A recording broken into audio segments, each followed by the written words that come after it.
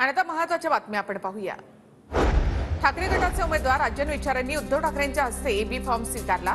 राजन विचारे ठाण्यामधून लोकसभा निवडणुकीच्या रिंगणात। बारामती लोकसभा मतदारसंघातून सुनंदा पवारांनी घेतला उमेदवारी अर्ज। सुनंदा पवार या रोहित पवारांच्या आई। पुण्यामध्ये सुप्रिया सुळेंचे समर्थक काका चव्हाणांची सुनेत्रा पवारांनी भेट घेतली। सुनेत्रा पवार आणि काका चव्हाणांच्या भेटीमुळे राजकीय वर्तुळामध्ये चर्चांना उधाण।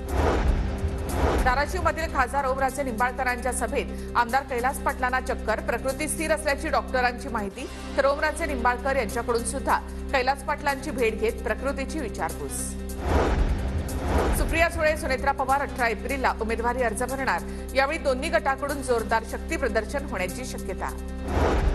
पृथ्वीराज चव्हाणांना सही करता येत नाही का? उदयनराजेंची खोचक टीका। तर पृथ्वीराज चव्हाण मुख्यमंत्री असताना अनेकदा भेट घेतली पण फाईलवर सही केली नाही, उदयनराजेंचा आरोप।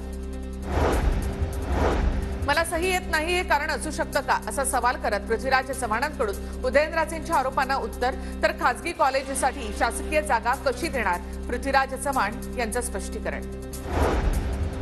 अमरावतीमधील आदिवासी समन्वय समितीचा महाविकास आघाडीचे उमेदवार बळवंत वानखडे यांना पाठिंबा। काँग्रेसचे नेते वसंत पुरके यांच्या उपस्थितीमध्ये आदिवासी बांधवांनी दिला पाठिंबा।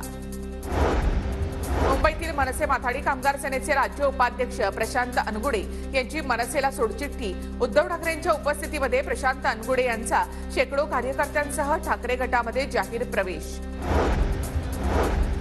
महाराष्ट्र प्रांतिक तैलिक संघटनांचा रामटेकचे महायुतीचे उमेदवार राजू पारवेंना पाठिंबा। आदिवासी पारधी विकास परिषदेचा सुद्धा पारवेंना पाठिंबा।